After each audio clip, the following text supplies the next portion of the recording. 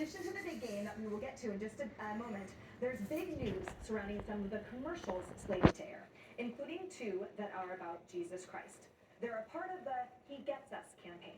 Now, it's backed by a nonprofit group that bills itself as aiming to reintroduce people to the Jesus of the Bible. Ads like this one will air during the big game. Watch. I'll prepare a feast and bring them together, he thought. But some refused to join him. He was heartbroken because he wanted everyone to be filled, not with food and wine, but with compassion.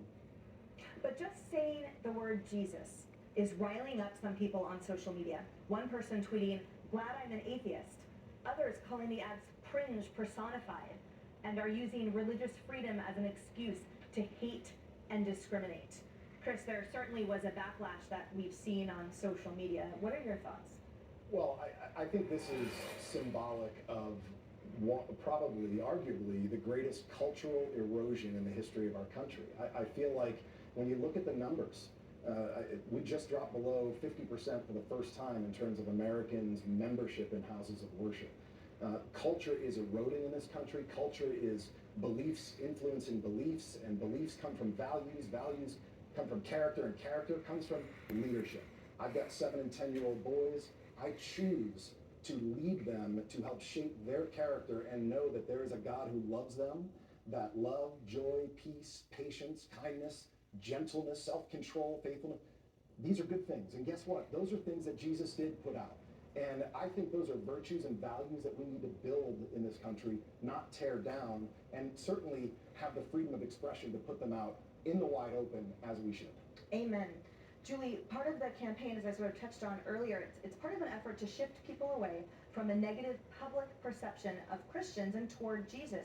Now, my issue in part is with this backlash is that it's been stoked by the media that has somehow, as Chris mentioned, aired toward this public acceptance of mocking and derision towards Christians and those of the Judeo-Christian faith.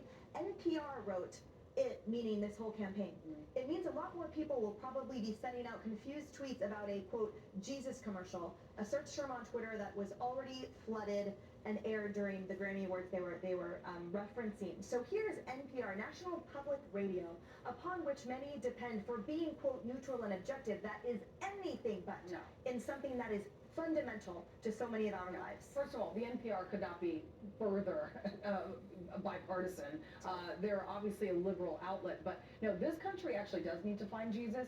The hate in this country is just so awful. I mean, it's at really honestly a most all-time high, the extreme left and the extreme right, and I'm not talking about one side or the other, because anytime that I meet someone who's politically extreme or an extremist, that does derive from a place of hate. Jesus teaches us to love thy neighbor, to love one another. And so I do believe that this country needs to find Jesus, and I think that this country is also very anti-American. So why would they not be anti-God? Because in the Pledge of Allegiance, we pledge allegiance to the flag. We also pledge allegiance to our God. And I don't care if you're Christian, if you're Muslim, it doesn't matter. People do need God in their life. Hopefully that will derive, and maybe perhaps lead our country into a more peaceful place. Because look at where we are now. It's not good.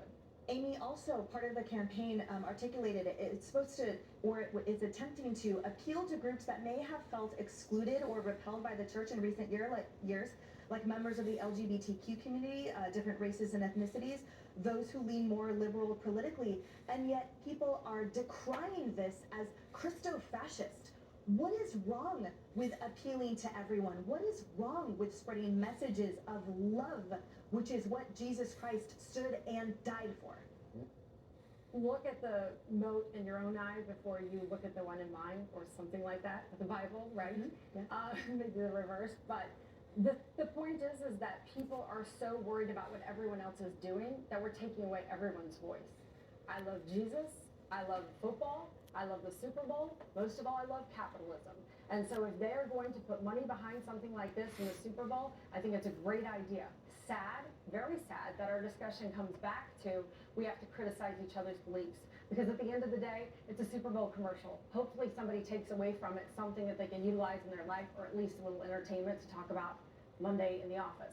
But it's very sad that the conversation has come down to criticizing other people's beliefs instead of allowing us to have an open voice. And again, sadly, that comes right back to the Bible and to Jesus and not being able to follow some of those basic moral concepts and principles that America was founded on.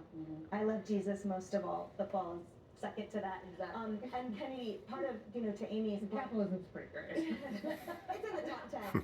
But why is it when we watched one of the commercials that were part of that campaign, it speaks to such fundamental and beautiful concepts. Again, why is that vitriol? Where does it come from? That shows you that it's a real threat. Like, it's much better to have people hateful and divided. And it's much easier in terms of religious faith, particularly Christianity, to paint people as simpletons who, just worship an old guy in the clouds, and develop this straw man. But, if you're encouraging people to think about things like unconditional love and compassion and to search inward, that's actually very powerful.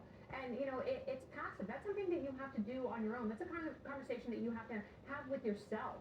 Not, a hate-filled, angry, othering conversation, which is just eclipsed all reason in our society. So I think it's a really good thing. And maybe it will start conversations with parents and kids and neighbors. And, but again, I do believe that the most important conversation you have is with yourself and that inward self-examination, which is very much missing and necessary right now. Yeah. And just a reminder, 90% of the tweets and things that we see online are from a tiny fraction of the population, a very minority local population. But you're right, the most important conversation is with yourself, your family, and God. All right, we'll be right back in case you missed it is next.